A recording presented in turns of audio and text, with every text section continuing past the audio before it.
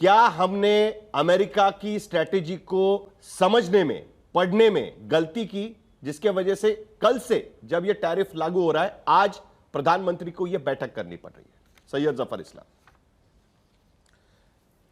देखिए साहिल जी, हमने कोई समझने में गलती नहीं की है। यह ज़रूर है कि हमने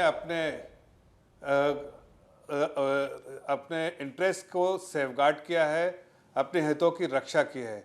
आज मैं गर्व से कह सकता है कि हमारा देश आर्थिक मामलों में इतना मजबूत है दुनिया के नज़रों में, और ख़ुद इतना मजबूत अपने आप को महसूस कर रहे हैं कि चाहे वो 25% या 50% का टैरिफ का इम्पैक्ट जो हमारे इकोनॉमी पर पड़ेगा, वो सच पूछे तो उससे ज़्यादा कुछ हम अपने डोमेस्टिक कंजम्पशन को बढ़ा के वो कमी पूरी कर पाएंगे। अब देखिए 2-3-4 आंकड़े मैं आपको देता हूँ कि लोग कह रहे हैं बार बार कि अगर अमेरिका के ये 25%, अभी आप भी दिखा रहे थे कि 20 बेसिस पॉइंट, एक अनुमान है कि 20 बेसिस पॉइंट का 25% होगा और एडिशनल 25% से जो अनदर 20 बेसिस पॉइंट का। लेकिन अगर 40 बेसिस का पॉइंट का फर्क भी हो तो अगर आप पिछले 6 महीने में, जैसा सिद्धार्थ जी कह रहे थे कि जो हमने इनिशिएटिव दिए, चाहे आरबीआई ने, चाहे गवर्नमेंट ने टैक्स में छुटकारा दिया, आरबीआई ने जो है टैक्स के इंटरेस्ट रेट्स कट किए, और अब जो आदरणीय प्रधानमंत्री जी ने रेड फोर्ट से अनाउंस किया है कि जीएसटी में कुछ रैशनलाइजेशन करेंगे। अगर सबको देख ले तो अगर 20 से 25 बेसिस 30 बेसिस पॉइंट का अगर मिलता है जीएसटी के स्टिमुलस की तरह, तो 100 बेसिस पॉइंट का स्टिमुलस हो जाएगा इकोनॉमी में। तो अपने आप में जो 6.5 जो हमारा प्रोजेक्टेड जो है 6.5% जो ग्रोथ रेट है, हम शायद आराम से कंफर्टेबली रिटेन कर पाएंगे। लेकिन जो कि बहुत अहम बात कह रहा हूं, इस क्वार्टर में हमारा जो है ग्रोथ डेफिनेटली 6.5 से ज्यादा आएगा। पूरे 3 साल का एवरेज देखिए तो 8% ग्रोथ रेट है। आप देखिए कि even multilateral institution like IMF ने हमारे ग्रोथ को और बढ़ाया है टैरिफ के अनाउंसमेंट के बाद। 6.2 से 6.4 किया है। और मैं एक बार फिर आपको पूछता हूं, एक सेकंड बीच में थोड़ा, दो इकोनॉमिस्ट आपसे पहले बात कर चुके हैं, दो इकोनॉमिस्ट आपसे पहले बात कर चुके हैं, और दोनों इकोनॉमिस्ट ने ये बात कही है, जो सुझाव उन्होंने दिए उसमें सबसे पहले तो उन्होंने कहा है कि स्टेक होल्डर से बात करनी पड़ेगी, नंबर 1। नंबर 2, उन्होंने कहा कि परचेसिंग पावर बढ़ानी पड़ेगी, यानी अब तक परचेसिंग पावर लोगों की इतनी नहीं है कि जिससे अमेरिकी टैरिफ लगने की वजह से जो नुकसान होगा वो भारतीय परचेसिंग पावर से भरा जा सकता है। तो ये दोनों बातें आपको ध्यान में रखनी पड़ेगी। और आखिर में सिद्धार्थ जरा भी जो कह रहे थे कि अमेरिका पंगा नहीं ले सकता चीन से, इसलिए भारत को डराने की कोशिश हो रही है। साहिल जी देखिए, मैं अब कुछ आंकड़े इसलिए दे रहे थे कि लोगों को इस जानकारी हो कि हमारे देश की अर्थव्यवस्था मजबूत स्थिति में है। हम बहुत सारे 25 आंकड़े देंगे जिससे आपको एहसास होगा कि देश की अर्थव्यवस्था मजबूत है। लेकिन मैं आपको एक छोटी सी बात बोल रहा हूं, जब रेटिंग एजेंसी अपग्रेड करती है 18 सालों के बाद, तो ऐसे नहीं करती है जब तक कि उसमें स्टेबिलिटी, कंटिन्यूटी, सस्टेनेबिलिटी ये नहीं देखती है कि ये सब सारी चीजें हैं, तभी अर्थव्यवस्था मजबूत रहेगी, इसीलिए अपग्रेड किया। और अमेरिकी टैरिफ का भारत पर असर पड़ना शुरू हो चुका है। तिरुपुर, नोएडा, सूरत में एक बार फिर मैं बता रहा हूं, टेक्सटाइल प्रोडक्शन ठप पड़ गया है। भारतीय निर्यात संघ एफआईओ ने चिंता जाहिर की है। एफआईओ ने सरकार से फौरन दखल देने की अपील भी की है। प्रभावित निर्यातकों को राहत दी जाएगी, यह भी एफआईओ कहने की कोशिश कर रहा है। लेकिन एफआईओ कह रहा है कि प्रभावित निर्यातकों को तुरंत इसमें राहत मिले, यह भी कहने की कोशिश की है। संवाददाता करिश्मा असुदानी हमारे साथ इस वक्त जुड़ी हुई है। करिश्मा, यह तो बहुत बड़ी खबर है, असर तो पहले दिन से पड़ना शुरू हो गया, टेक्सटाइल प्रोडक्शन ठप पड़ गया सूरत, तिरुपुर और नोएडा में।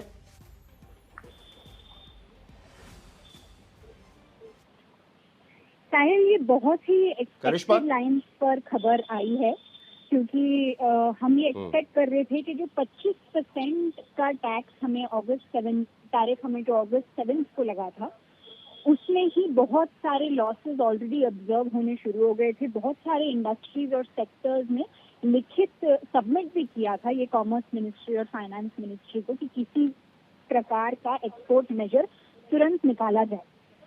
जैसे कि हमें पता है पीएमओ अभी भी एक्सपोर्ट मेजर्स पे काम कर रहे हैं, लेकिन और 25% जो कल से लगने वाला है, इसको लेने की क्षमता शायद बहुत सारे सेक्टर्स में नहीं है, और ये मेजरली टेक्सटाइल्स एंड एपरल है, स्पेशली जो निट वेयर होता है जो तिरुपुर, नोएडा और सूरत में बहुत लार्ज क्वांटिटीज में बनाया जाता है। और इसीलिए Federation of Indian Export Organisation ने ये हाईलाइट किया है और समझे एक रेड लाइन ड्रॉ की है कि अब गवर्नमेंट को कोई ना कोई एक्सपोर्ट मेजर निकालना ही पड़ेगा, नहीं तो ये इंडस्ट्रीज फॉर एवर शट हो सकती है।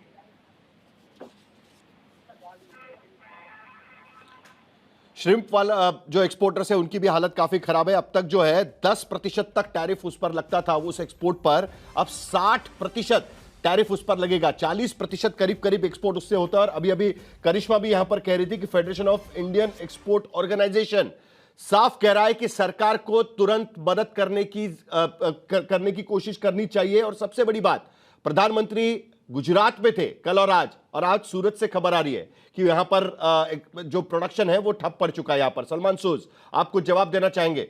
जो सैयद जफर इस्लाम कहने की कोशिश कर रहे थे कि हम मजबूत स्थिति में हैं और हम होल्ड बैक कर सकते हैं। आप 10 सेकंड देखिए, बात करने के लिए मैं सर एक मिनट, मैं आता हूं आपके पास, दोबारा आता हूं आपके पास। जफर इस्लाम जी, आता हूं दोबारा आपके पास। नहीं, ऐसा नहीं होता। सलमान साहिल साहब देखिए, ये ऐसा थोड़ी है कि आधे में आप चले जाए फिर आप वापस मौका नहीं दे। अब मैं क्या बोल सकता हूँ, आप बताइए। देखिए जफर मैं आता हूं भाई, आपके पास सर, मैंने मना नहीं किया है। ये डिबेट हमारे यहाँ तो दंगल चलेगी, हमारे यहाँ तो दंगल चलेगी ना। कंप्लीट नहीं होने देते, बीच में इंटरप्ट किया आपने, आप पूरी बात नहीं कंप्लीट करने दे रहे। थोड़ा हमें भी अरे तो सर, बोलने दीजिए। आप 1 मिनट रुक जाइए ना, जवाब आपको मिल जाएगा, उसके बाद दोबारा आपके पास आता हूं। आप चाहिए उतने नंबर रख सकते हैं, मैं थोड़ी कह रहा हूं कि आपके पास दोबारा नहीं आएंगे आप, मैं ये नहीं कह रहा हूं ना। सलमान सोच, देखिए साहिल साहब, देखिए जो पहले मैं ये बताऊं कि जो संजीव जी ने बोला और प्रोफेसर अरुण कुमार ने बोला, मैं उनसे बहुत सहमत भी हूं, क्योंकि ये कोई ऐसी बात नहीं है कि हम 2 मिनट में सब ठीक कर सकते हैं। यह बहुत ही सीरियस मामला है।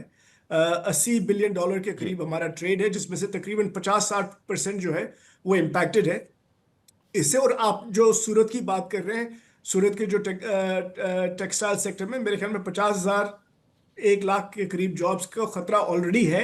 और बाय द वे, ये सिर्फ 50,000 या लाख लोगों की बात नहीं है, उनकी फैमिलीज होती हैं, और जब वो खरीदते हैं कुछ चीजें, उससे बाकी इकोनॉमी पे असर पड़ता है। तो ये तो ऑलरेडी इसका असर हो चुका होगा, ये नहीं कि आज हो रहा है।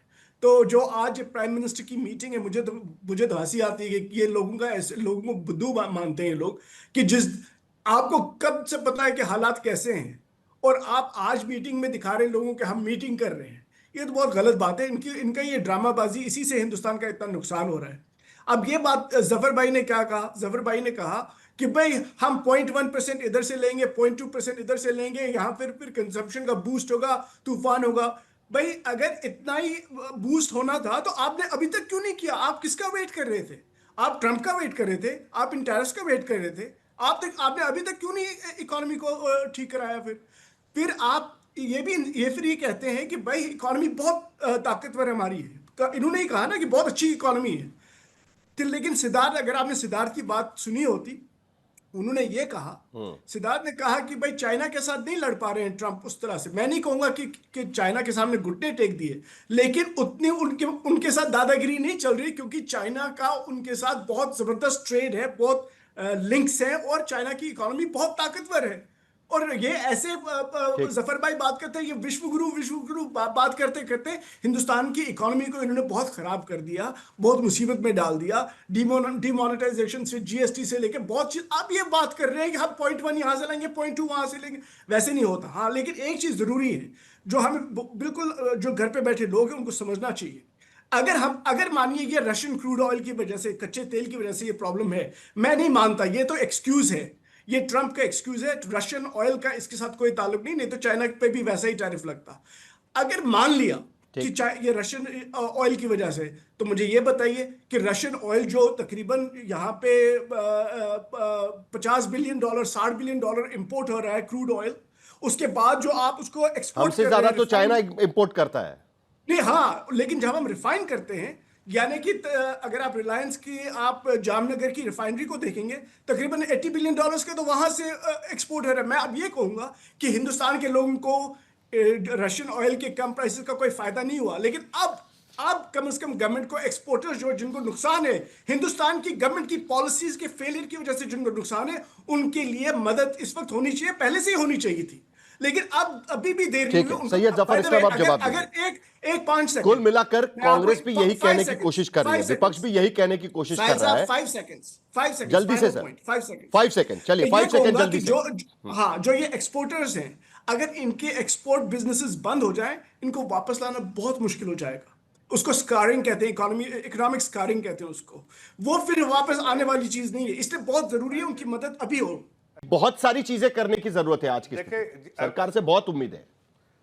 सुनिए, जैसे किसी को अगर नहीं समझ में आती हो बात तो मैं समझ सकता हूं, लेकिन सलमान सोज जी को इकोनॉमी समझ में आती है, फिर भी इस तरह की टिप्पणी करते हैं कि हमने कुछ किया नहीं। अरे भाई, स्टिमुलस देने का काम नहीं किया हमने? क्या हमने इंटरेस्ट रेट कट नहीं किया?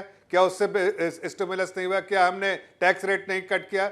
और उसके बाद भी जो है आदरणीय प्रधानमंत्री जो अनाउंसमेंट किया उन्होंने कि जीएसटी में कट के बारे में, तो ये सारे जो है स्टिमुलस है जो बूस्ट करेगी इकोनॉमी को। दूसरी बात मैं कहना चाह रहा हूँ कि देखिए, हमें मालूम है कि जो हम एक्सपोर्ट करते हैं वो अमेरिका के लिए 2% जो उसका ओवरऑल इंपोर्ट है उसका 2% जो है भारत से एक्सपोर्ट होता है, उसमें भी लगभग 1.05% जो है वो उस पर टैक्स है, बाकी जो है एग्जेम्प्टेड है। अब 1.05 के लिए क्या अमेरिका जो है कितने दिन ये खींच सकता है वो भी देखने की बात है, लेकिन हमारी अर्थव्यवस्था इस तरह की है, हमारे पास जो स्ट्रेंथ है, हमारा जो डोमेस्टिक कंजम्पशन 57-58% है, हमारा एक्सपोर्ट का कितना कंट्रीब्यूशन है। अब आज देखिए जिस तरह से एक्सपोर्ट का कंट्रीब्यूशन जीडीपी में है, क्या हमें वाकई इतना बड़ा नुकसान होने जा रहा है? लेकिन कुछ सेक्टर में नुकसान होगा, ये बात मैं मानता हूं, और इसीलिए प्रधानमंत्री जी ने उसके संकेत भी दिए हैं कि उन सेक्टरों को के लिए, जैसा अर्थशास्त्री लोग भी कह रहे थे, उन सेक्टरों की रक्षा के लिए जाहिर है कोई पॉलिसी मेजर्स लेंगे, पॉलिसी इनिशिएटिव्स लेंगे, जिससे उन सेक्टर को कहीं ना कहीं राहत देने का काम करेंगे। लेकिन ओवरऑल अगर आप देखें तो आज मैं कह सकता हूं कि देश की अर्थव्यवस्था, अगर किसी को अर्थव्यवस्था समझ में आती है तो उनको समझना चाहिए सारे पैरामीटर्स, मैक्रो इकोनॉमिक पैरामीटर्स या ग्लोबल पर्सपेक्टिव में देखिए, आज हमारा इंक्रीमेंटल जो कंट्रीब्यूशन है जो ग्लोबल जीडीपी में लगभग 18% है। बताइए किस देश का 18% है? और अगर वाकई इंपैक्ट होगा, अगर इस तरह के 25% का 30% का अगर जो टैरिफ लगाएंगे तो जो एक्सपोर्ट ओरिएंटेड इकोनॉमी है उनको ज्यादा इंपैक्ट होगा, ना कि जो डोमेस्टिक कंजम्पशन पे निर्भर है, जैसे भारत जिसका 57-58% और जीएसटी सैयद जफर इस्लाम की नजर से देखे सलमान सोज तो बहुत ज्यादा इंपैक्ट नहीं होगा।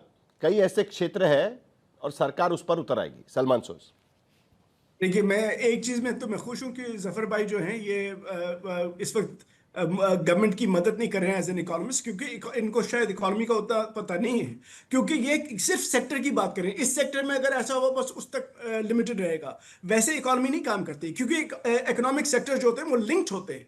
आप अगर लेदर इंडस्ट्री में काम करते हो उसका मतलब नहीं आपका टेक्सटाइल इंडस्ट्री पे कोई असर नहीं पड़ने वाला, इसका बहुत बड़ा असर होने वाला है। और जो इनकी पॉलिसीज देखिए क्या है, सबसे ज्यादा जहां पे हमारा इस वक्त ट्रेड सरप्लस है वो अमेरिका के साथ है, यानी कि वहां पे आपके पास तकरीबन 45-50 बिलियन डॉलर का सरप्लस है।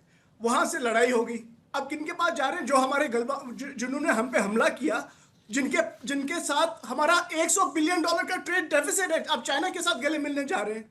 इनको कहिए गले मिलना बंद करो, थोड़ा सीरियस काम करो। ऑप्शन क्या है? ऐसे ऑप्शन क्या है सलमान सोज? ऑप्शन क्या है? जरा मैं जवाब देता हूं। हाँ, ऑप्शन क्या है आज की स्थिति में? ऑप्शन क्या है? ऑप्शन पे आता हूं। पहली बात यह है कि हमें ऐसा नहीं सोचना चाहिए कि जो अमेरिकी ट्रेड पॉलिसी है ये हमेशा के लिए ऐसी ही रहेगी।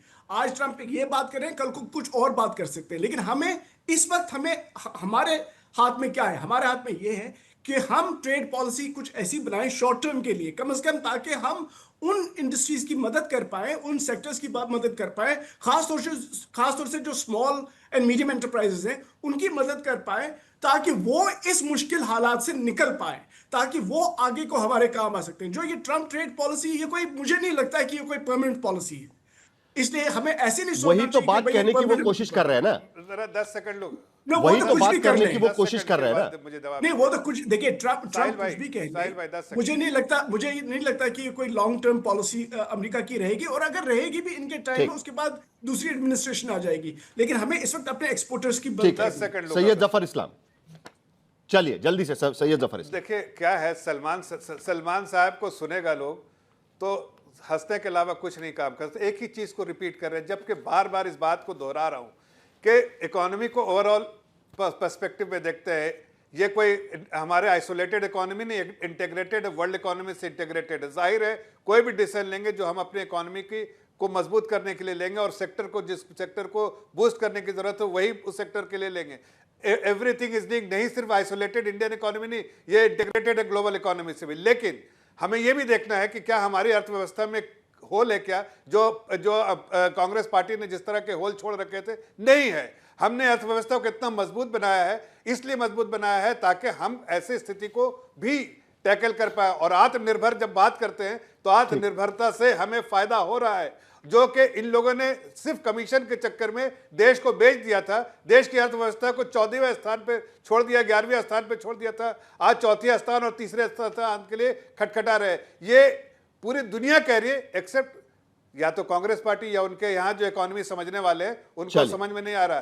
देश का भट्टा बैठाने के बाद भी जब ये बात कहते हैं तब 2 मिनट बचे मेरे पास, जल्दी से मुझे संजीव अहलूवालिया जी से प्रतिक्रिया लेनी है। 3 चीजें कही गई यहां पर सरकार की तरफ से कि मॉनेटरी पॉलिसी में इंटरेस्ट रेट कम किया गया, इनकम टैक्स कम किया गया जब भारत का बजट रखा गया था, और अब जीएसटी की स्लैब्स बदली जा रही है। तो सरकार के तरफ से कहा जा रहा है कि देखिए हम तो तैयार हैं, जो भी इस टैरिफ के वजह से दिक्कतें होंगी उसके लिए हम तैयार हैं। Is it enough? क्या इसके वजह से जो दिक्कतें होगी वो ठीक हो सकती है, उस पर हम काम कर सकते हैं? संजीव जी जल्दी से, 2 मिनट का समय बचा। तीनों जो अपने जफर इस्लाम साहब ने इनिशिएटिव्स का जिक्र किया वो अच्छे इनिशिएटिव्स हैं, इसमें कोई दो राय नहीं है। बट सवाल ये है साहिल भाई कि आज नॉर्मल टाइम्स में हम लोग नहीं है। अब ये एक किस्म से वॉर है, हमारे लिए शॉर्ट टर्म वॉर है, वही बहुत लंबी वॉर नहीं है, बट अगले 1 साल 1.5 साल के लिए। क्योंकि आप कोई साहब ने अभी जिक्र किया कि साहब हम और कहीं और बेच लेते हैं, हम FTAs कर लेते हैं। जिन लोगों के पास आप FTA करने जाएंगे ना, उनकी छातियां भी चौड़ी हो चुकी हैं। अब वो आपसे इतना राजी नहीं होंगे FTA करना, वो आपको दबाएंगे, क्योंकि ये तो दंगल है, जैसे आपका दंगल है। अगर पता लग जाएगा कोई आदमी वीक हो गया है क्योंकि उसका मेन सपोर्टर नाराज हो गया उससे, तो बाकी सब लोग भी आपसे निराश हो जाएंगे।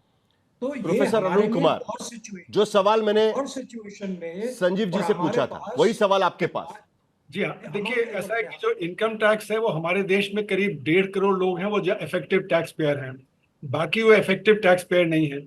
उसी तरह GST जो है वो ऑर्गेनाइज सेक्टर से इकट्ठा किया जाता है, वो अनऑर्गेनाइज सेक्टर से नहीं। तो ये जो बूस्ट हमें देना है अनऑर्गेनाइज सेक्टर को, माइक्रो सेक्टर को, स्मॉल सेक्टर को, एग्रीकल्चर को, वो उनसे नहीं आने वाला है। उसके लिए हमें अलग से नीतियां बनानी पड़ेंगी जिससे कि वहां पे इनकम बढ़े। दूसरी बात यह है कि सारे देशों के पास एक्सपोर्ट सरप्लस होगा, क्योंकि सबका जो ट्रेड है अमेरिका के साथ कम हो जाएगा। डंपिंग के जो बहुत खतरा है उससे हमारे बाकी एक्सपोर्ट्स पे भी असर पड़ेगा। तीसरी बात जो ध्यान देने की है, अनसर्टेनिटी बहुत बढ़ गई है, उससे प्राइवेट इन्वेस्टमेंट कमजोर पड़ेगा।